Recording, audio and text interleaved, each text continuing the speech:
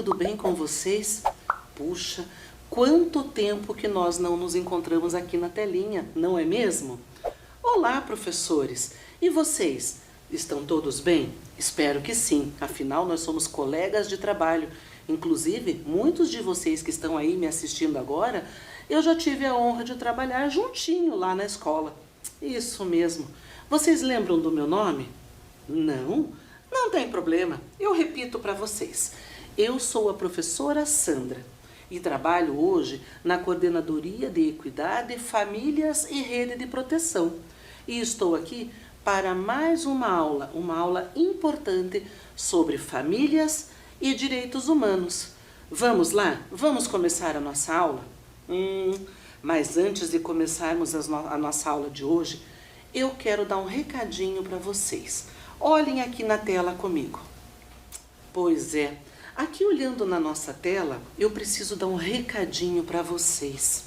Gente, a pandemia não acabou, embora às vezes a gente tenha essa sensação, mas não, os cuidados precisam ainda, todos eles serem muito bem observados.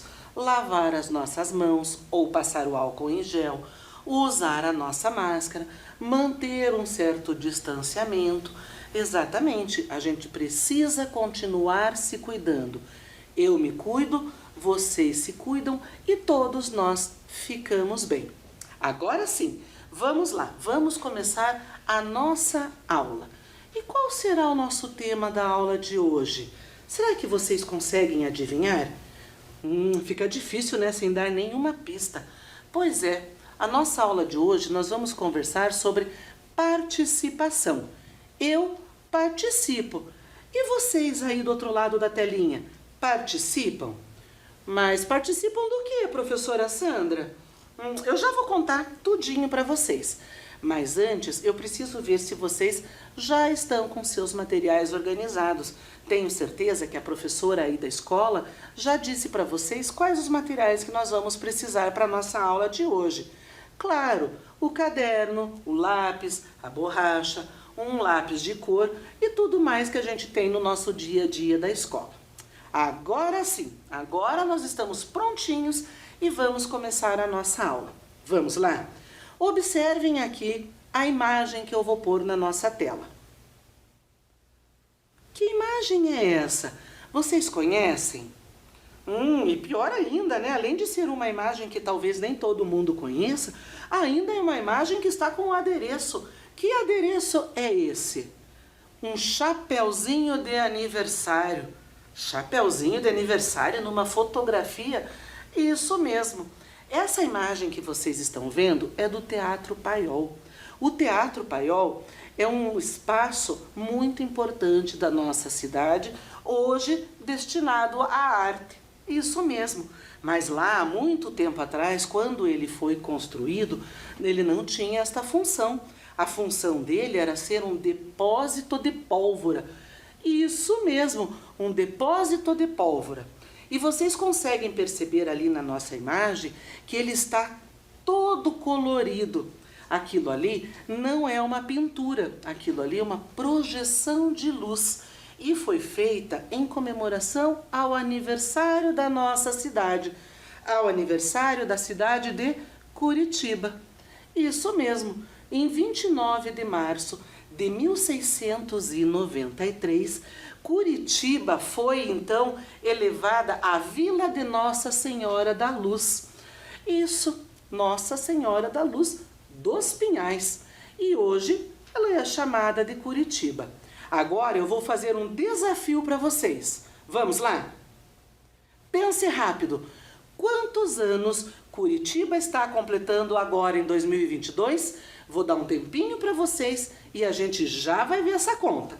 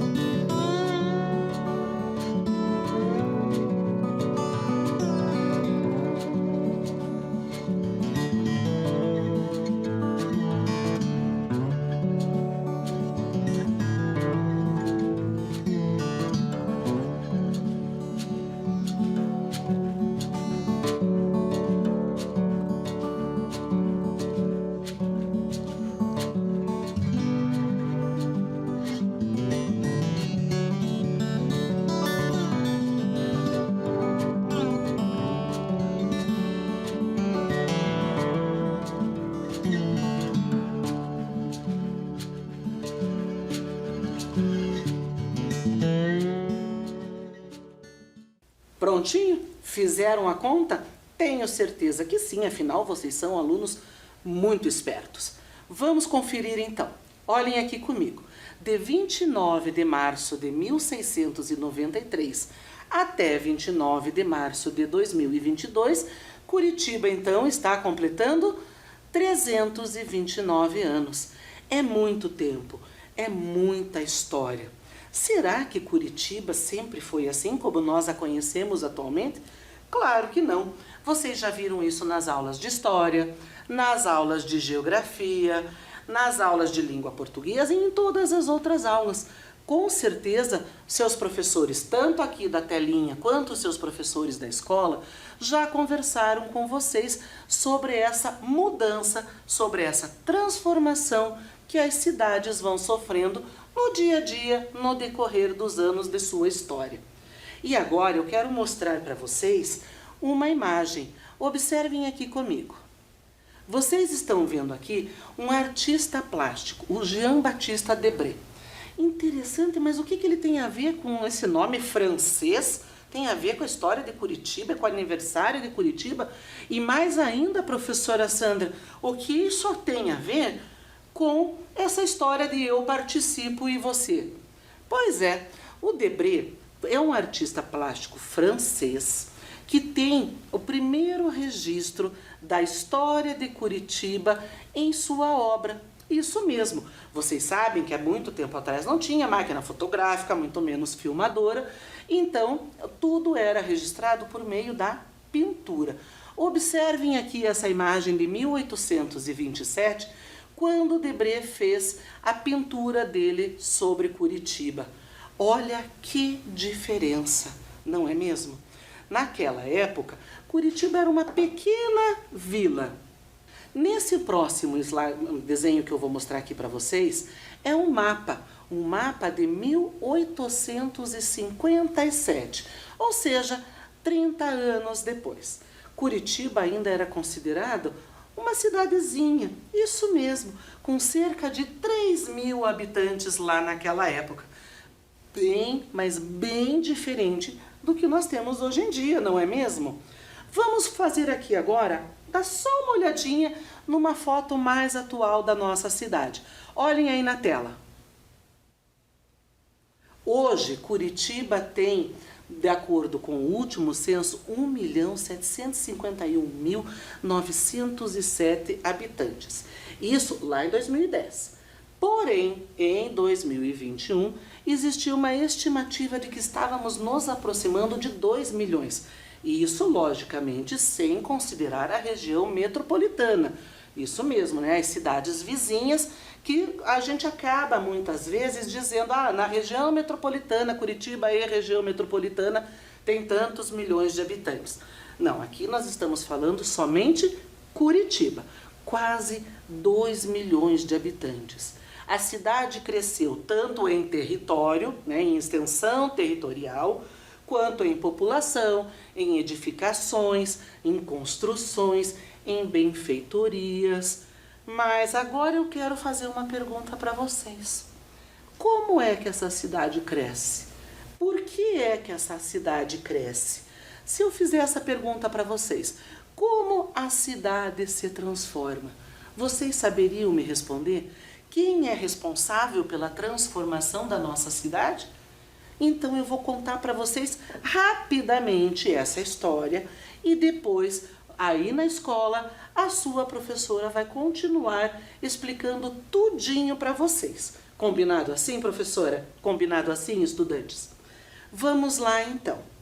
Há um tempo atrás, nós, habitantes da cidade, não tínhamos muita voz. Isso mesmo.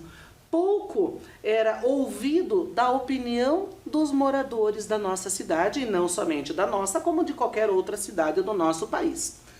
Por quê? As cidades, elas eram geridas, ou seja, quem fazia a gestão da nossa cidade eram poucas pessoas. Isso mesmo. Normalmente, as pessoas que tinham um cargo eleito, né, quando a gente já chegou nessa fase do cargo eleito, ou então pessoas que tinham cargos indicados. Isso mesmo, você vai ver logo mais numa outra aula nossa que eleição nem sempre existiu. Nós tivemos muitos prefeitos em Curitiba que foram cargos indicados, exatamente, indicados pelos vereadores. Mas isso é uma outra história de uma outra aula. Voltando à nossa aula de hoje, eu preciso contar então para vocês. Nas épocas onde o cidadão não tinha muito direito à voz, o que acontecia?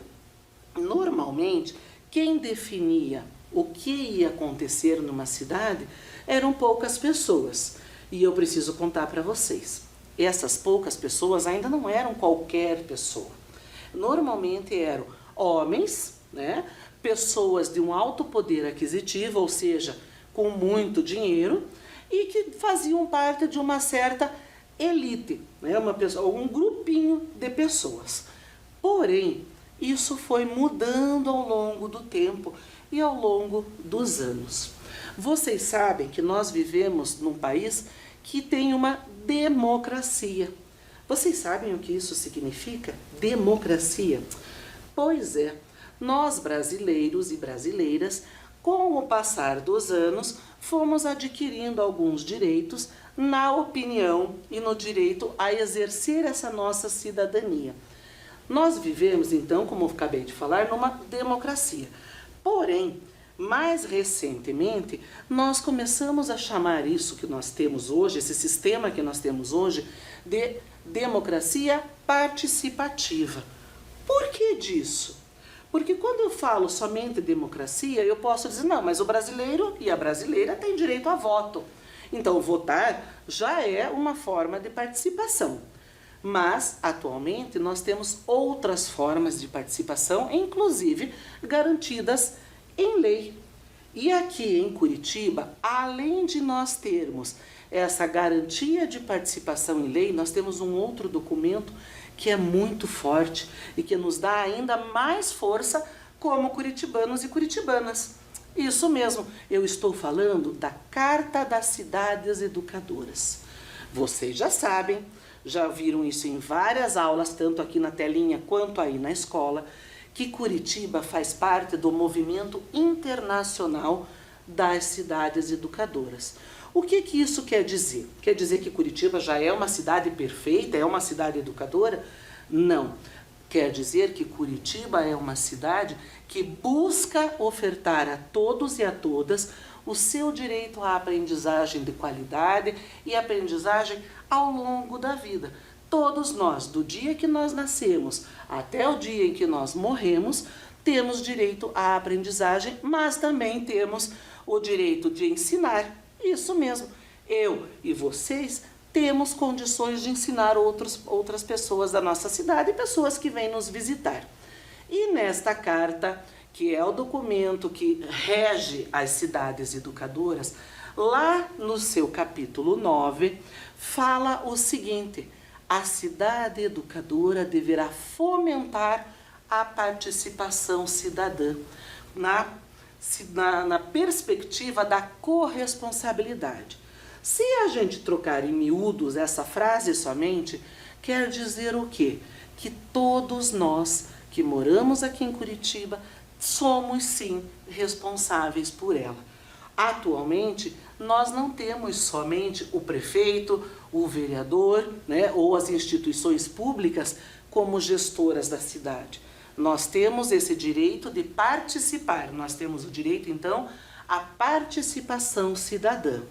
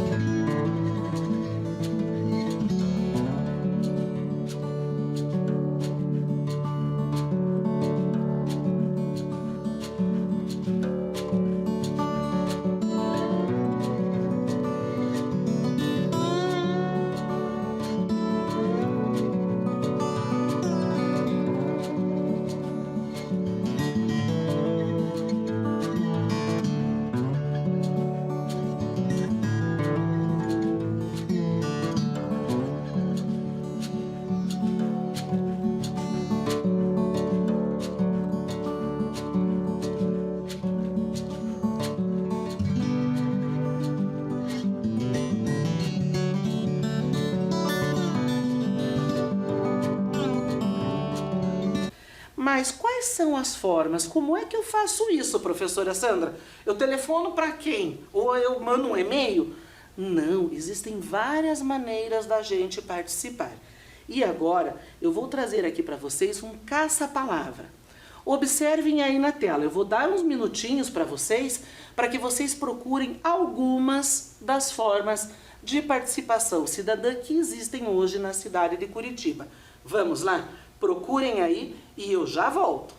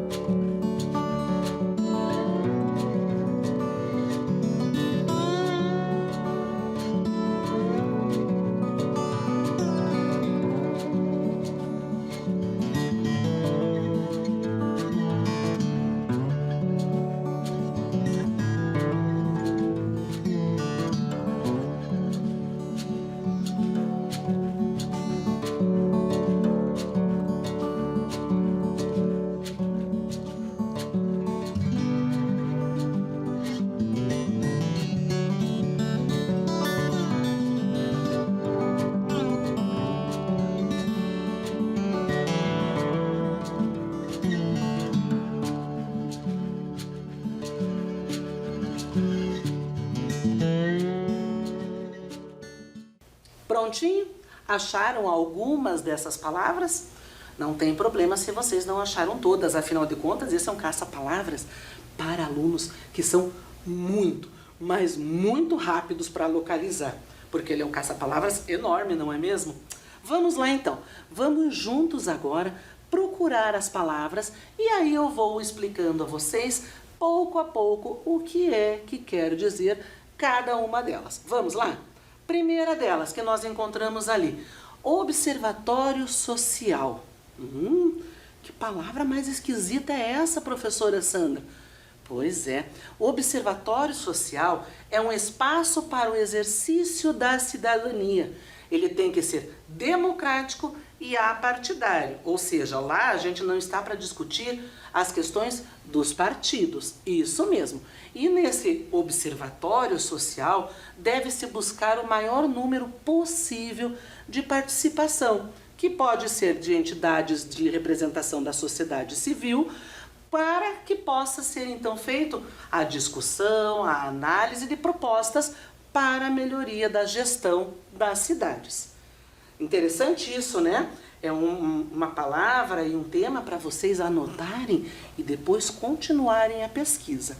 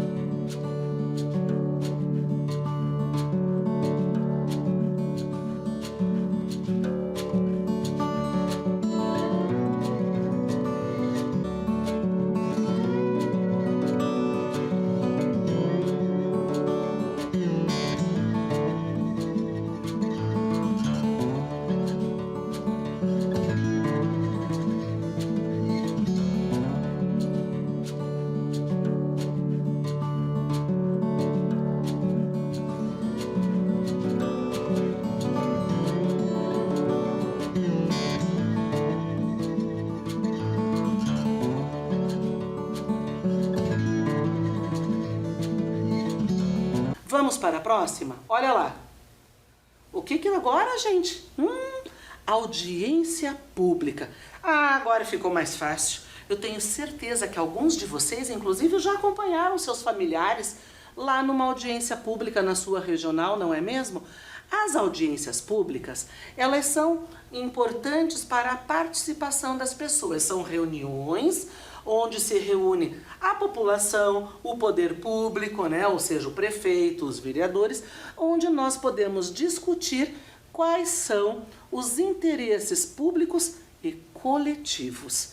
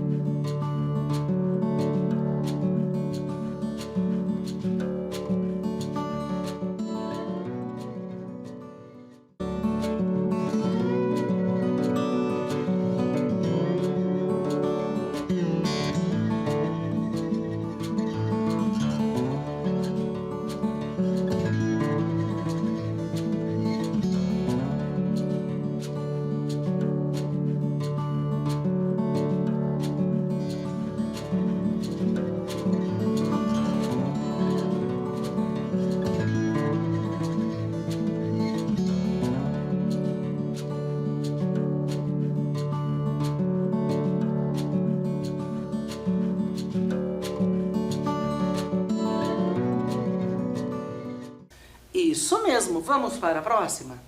Agora nós estamos vendo aqui uma outra palavra, na verdade é uma expressão, organização não governamental. Com certeza vocês já ouviram, inclusive com uma sigla, ONG. Ficou mais fácil, né? Então, a organização não governamental, ela tem, primeiro critério, ela não tem fins lucrativos, ou seja, não se ganha dinheiro com ela. Ela é constituída formalmente, de forma autônoma e se caracteriza também pela participação das pessoas que se unem em prol de um objetivo, né? A gente vê muito, inclusive, com relação a temáticas sociais, que é a participação das pessoas para um projeto numa determinada comunidade, a participação das pessoas para um projeto com relação aos animais, né? Então ela é bastante focada na questão social, muitas delas.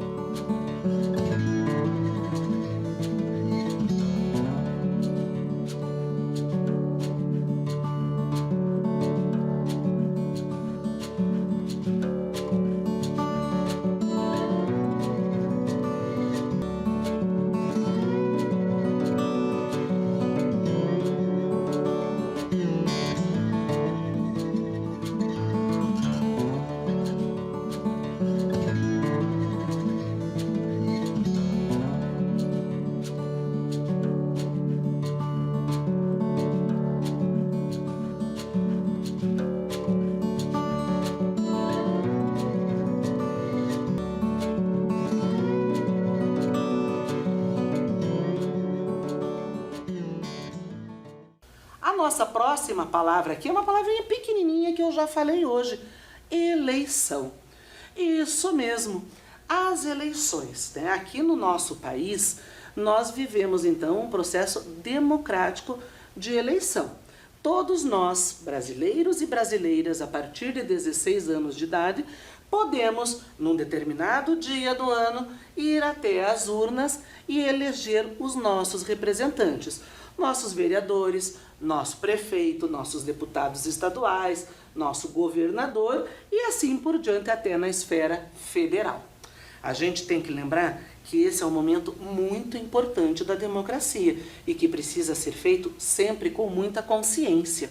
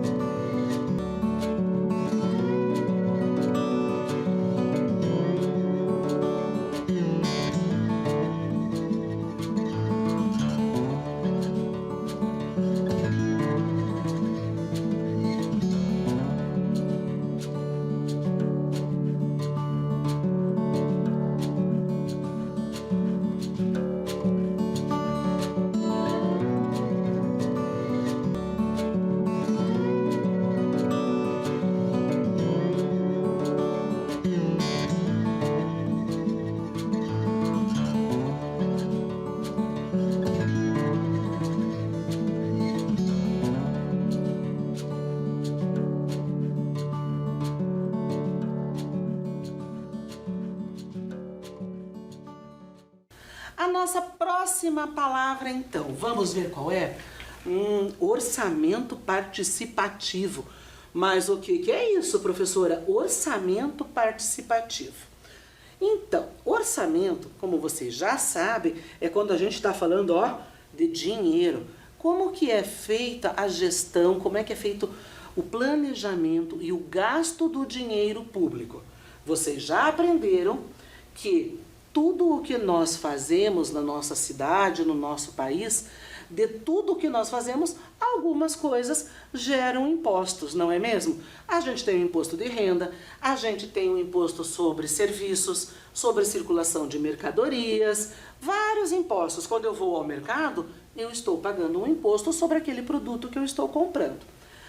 Desse imposto, ele vai para onde, né? Então, quem é que vai fazer a gestão desse dinheiro? Normalmente, então, nós temos a administração pública que vai dizer, eu quero gastar tanto na construção de uma escola, eu quero gastar tanto para arrumar uma rua. E quando a gente fala, então, de orçamento participativo, é justamente isso. É eu, você e todo mundo da cidade ajudando a dizer como e quando é melhor gastar o dinheiro público. Isso mesmo. E não só na questão do gasto, mas também, principalmente, na questão da fiscalização. Exatamente.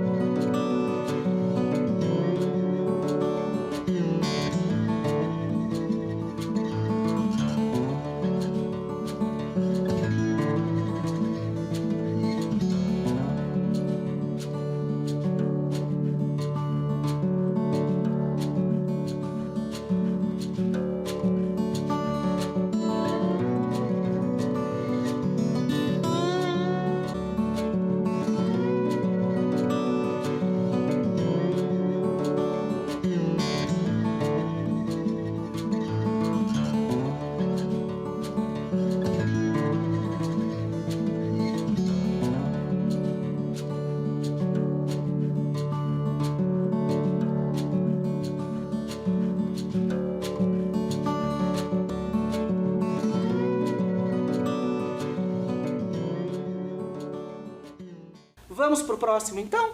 Olha lá. Conselhos municipais. Conselho? O que é um conselho, professora Sandra? Os conselhos municipais são grupos de pessoas onde nós temos representantes da prefeitura. Eu, por exemplo, faço parte de alguns conselhos, né? E também representantes da sociedade civil, onde qualquer pessoa indicada ali pode participar. Nesses conselhos, nós fazemos os planos municipais. Tem o Plano Municipal de Políticas Étnico-Raciais, o Plano Municipal de Políticas para Mulheres e assim por diante.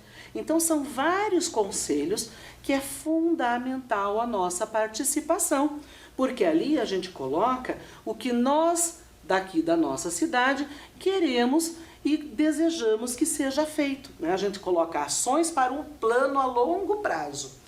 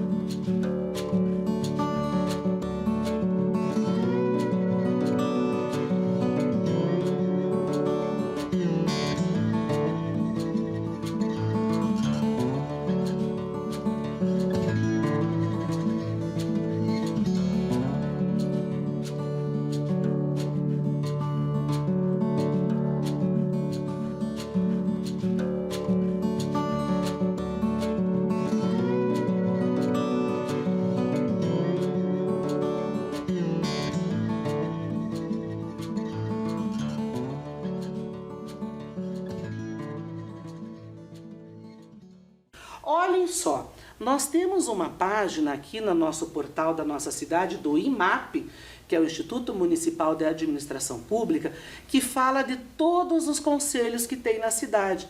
Vale muito a pena vocês olharem. Vamos então agora para a nossa próxima palavra, Portal da Transparência.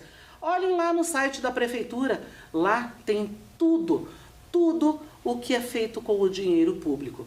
E isso é muito importante a gente sempre levar em consideração. Tá sempre dando uma...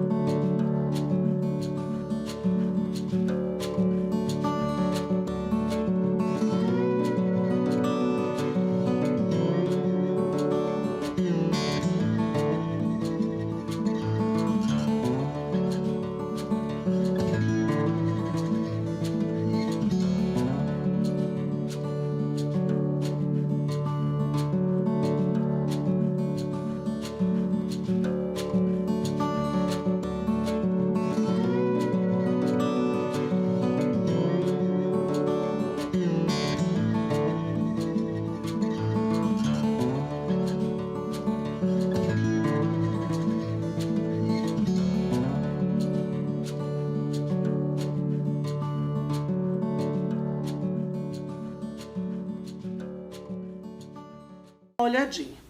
E quando eu falo de participação popular, eu estou falando de participação no planejamento, participação no acompanhamento, no monitoramento e também na avaliação. Isso mesmo, porque a gente tem que ter certeza de que o que foi feito, a gente está monitorando, a gente está cuidando, a gente está avaliando se foi bem feito. E agora eu quero trazer para vocês um vídeo do Alexandre, o nosso presidente do IMAP. Vamos assistir? Olá, sou Alexandre Matinski, presidente do Instituto Municipal de Administração Pública. Eu vou falar com vocês hoje sobre a participação cidadã, que é uma forma para as pessoas expressarem suas vontades, desejos e necessidades ao poder público. Ao elaborar o planejamento de uma cidade, é importante levar em consideração o que as pessoas gostariam e acham necessário. Para isso, nós usamos a participação cidadã, que é chamar a população para que ela esteja junto ao governo, dando palpites, sugestões, críticas e elogios. Um dos programas que Curitiba utiliza para essa interação é o Fala Curitiba. A cada ano são propostos novos encontros, novas discussões e o credenciamento de sugestões. A participação pode acontecer em reuniões presenciais, no ambiente virtual e por meio de fichas espalhadas em escolas, unidades de saúde e outros equipamentos públicos. É nesse formato que o cidadão expressa as demandas necessárias e, assim, nos permite analisar e verificar o que é possível atender de acordo com o orçamento disponível. É importante lembrar que em algumas escolas já aconteceram o Fala Curitibinha e o Fala Curitibano, que são exemplos de participação social, onde os alunos levantaram as necessidades e buscaram as soluções. Isso fez com que professores, funcionários e principalmente os alunos chegassem a uma conclusão de quais seriam as principais demandas de suas comunidades escolares. Para participar do Fala Curitiba deste ano, acessem o site e as redes sociais da Prefeitura de Curitiba. Assim, vocês podem participar de todas as etapas junto com a sua família. Agora vou mostrar para vocês alguns exemplos de melhorias conquistadas pela população através da participação cidadã. O Centro de Esporte e Lazer Chapinhal, que foi reformado. Uma quadra para a prática de esportes que teve seu piso trocado. Uma ponte de madeira que foi substituída por uma novinha de asfalto. E também obras de drenagem que evitaram alagamentos e incômodos à comunidade. E estas são apenas algumas das muitas conquistas. É muito importante que todos vocês participem. Muito obrigado e até a próxima. Então, como vocês viram na fala do Alexandre, que é o nosso presidente do IMAP, é muito importante a nossa participação. Aqui em Curitiba, um dos melhores meios para participar é no Fala Curitiba. Conversem com as suas famílias, vejam se eles já participaram, entrem lá no site do IMAP, verifiquem, já estarão abertas as participações agora para 2022. Além do Fala Curitiba, algumas escolas já fizeram o Fala Curitibinha e o Fala Curitibano. Isso mesmo, onde nós, estudantes, tivemos a oportunidade de pensar nos problemas, nas soluções e fazer propostas ao poder público para melhoria. Exatamente. E agora, como o nosso tempo já está encerrando, eu vou fazer uma proposta para vocês. Eu vou fazer um desafio. Conversem aí na sua escola, vocês da sua turma, das outras turmas, junto com seus professores e vejam formas de participação dentro da escola. Como que nós, estudantes, podemos ajudar na gestão da nossa escola? Existem conselhos, existe o Grêmio em algumas escolas. Participem, a opinião de todos nós, de todos vocês, de qualquer idade, é fundamental quando a gente pensa no bem comum, ou seja, no bem e no melhor para todos nós. A gente precisa estar sempre, participando. A gente não pode dizer, não, eu não vou participar porque eu não gosto, eu não quero me incomodar. Não, gente, a gente precisa. Participação, ela é um direito nosso e ela é um dever. Quando nós pensamos numa cidade melhor para todos e todas, numa cidade como nós queremos, justa, humana, fraterna, nós precisamos participar. E eu vou deixar uma dica para vocês. Lá no site do IMAP tem alguns vídeos muito bacanas de ações que foram feitas a partir da participação das pessoas. Coisas que às vezes vão desde o simples, como a reforma de uma quadra de esporte num espaço público, até algo bem mais complexo, né, como construção de bibliotecas, reforma de ruas, às vezes até mesmo questões bem sérias de infraestrutura da nossa cidade. Participem, a participação cidadã é fundamental. Um grande beijo para vocês, eu vou ficando por aqui, ó. Se cuidem e até o nosso próximo encontro.